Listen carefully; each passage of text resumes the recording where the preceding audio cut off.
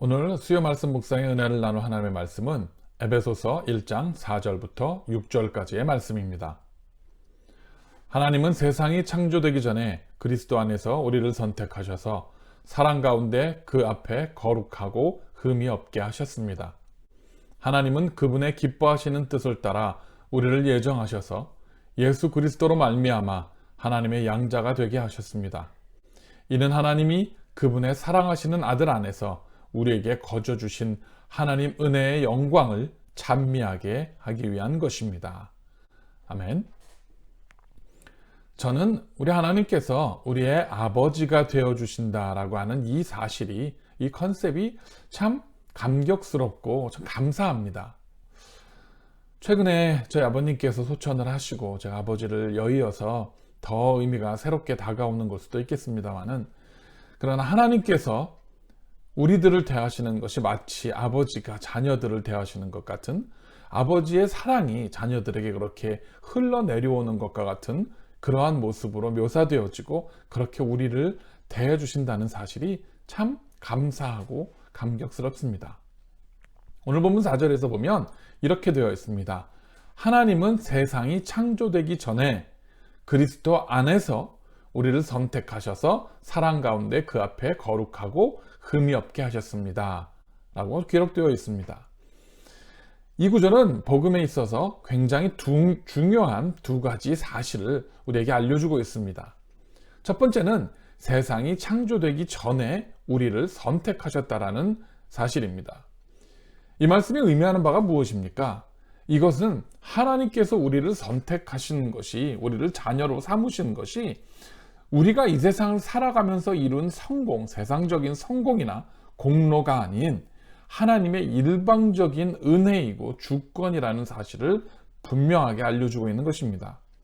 그래서 이 사실은 우리가 하나님 앞에서 드리는 헌신이나 헌물이나 희생이나 이런 것들이 마치 우리를 향한 하나님의 사랑이나 은혜에 영향을 미치는 것처럼, 그 분량에 영향을 미치는 것처럼 생각하는 일부 그릇된 생각들이 얼마나 하나님 앞에서 위험한 것인지를 분명하게 알려주고 있습니다.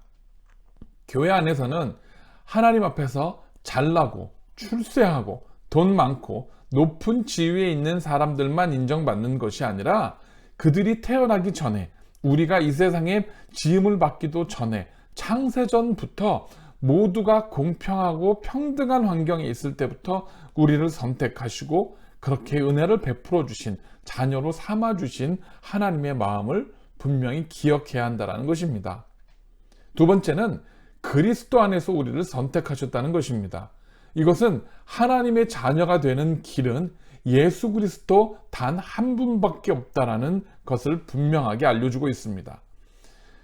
그 어떠한 세상적인 육신적인 고행이나 수고나 노력도 하나님께서 우리를 자녀로 선택하게 할 수는 없습니다.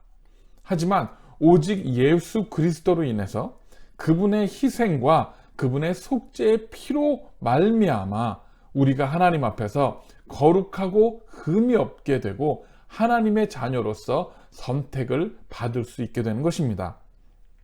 따라서 우리는 이 세상에서 자기가 제일만 예수 그리스도라든지 선지자라든지 뭐 이렇게 말하는 이단들에게 현혹되거나 넘어가지 않고, 오직 말씀에서 증거하고 있는 예수 그리스도 한 분만을 바라보고 하나님께 나아갈 수 있어야 한다는 것입니다. 그리고 5절에 같은 의미의 말씀을 반복합니다. 1장 5절에 이렇게 기록합니다. 하나님은 그분의 기뻐하시는 뜻을 따라 우리를 예정하셔서 예수 그리스도로 말미암아 하나님의 양자가 되게 하셨습니다. 아멘. 우리가 하나님의 자녀가 되는 것은 예수 그리스도로 말미암는다는 것, 오직 예수 그리스도로 말미암는다라는 것을 분명하게 다시 말씀해주고 있습니다. 이 세상에 그 어떤 신도 피조물을 당신의 자녀로, 자기의 자녀로 삼은 신이 없습니다.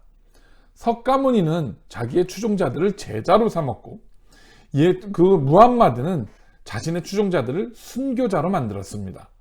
하지만 우리 하나님께서는 독생자 예수 그리스도를 먼저 보내셔서 우리 죄를 대속하게 하시고 희생 제물로 삼으셔서 저와 여러분 우리 모두를 하나님의 자녀로 삼아 주신 것입니다. 그러니 저와 여러분이 하나님의 자녀 되었음을 의심하지 마시기 바랍니다. 왜냐하면 예수 그리스도께서 십자가에 달려서 돌아가셨다라는 그 사실이 바로 저와 여러분이 하나님의 자녀됨을 증거해주고 있기 때문입니다. 그리고 6절에서 하나님께서 우리로 자녀를 삼으신 진정한 목적이 드러나고 있습니다. 1장 6절에 이렇게 기록되어 있습니다. 이는 하나님이 그분의 사랑하시는 아들 안에서 우리에게 거저 주신 하나님 은혜의 영광을 찬미하게 하기 위한 것입니다. 아멘. 우리에게 거저 주신 하나님의 은혜의 영광을 찬미하게 하려고 그렇게 우리를 자녀로 삼으셨다는 것입니다. 하나님께서 우리를 자녀로 삼으신 목적은 우리가 천국에 가는 것, 우리가 구원을 받는 것 이전에 우리가 이 땅에서 살아가면서 하나님께 영광을 돌리고 하나님의 이름을 찬미해야 한다는 것입니다. 그것이 바로 우리가 죽기 전에, 이 땅을 떠나기 전에 이 세상을 살아가면서 그리스도인으로서 그리스도인답게 하나님의 이름을 높이고 그분을 영화롭게 해야 할 그러한 삶의 목적이 우리에게도 있다는 것입니다. 그저 그렇게 대충 신앙생활 하다가 죽으면 천국 가면 다 똑같겠지 뭐. 성경에도 보면 예수님이 십자가에 달렸을 때 예수님 옆에 달렸던 강도도 마지막 순간에 구원받고 낙원에 들어갔으니까 뭐 다 똑같은 거 아니겠어? 라고 하는 생각이 우리가 신앙생활 하는 데 있어서 얼마나 나쁘고 위험한 생각인지를 바로 알 수 있는 것입니다.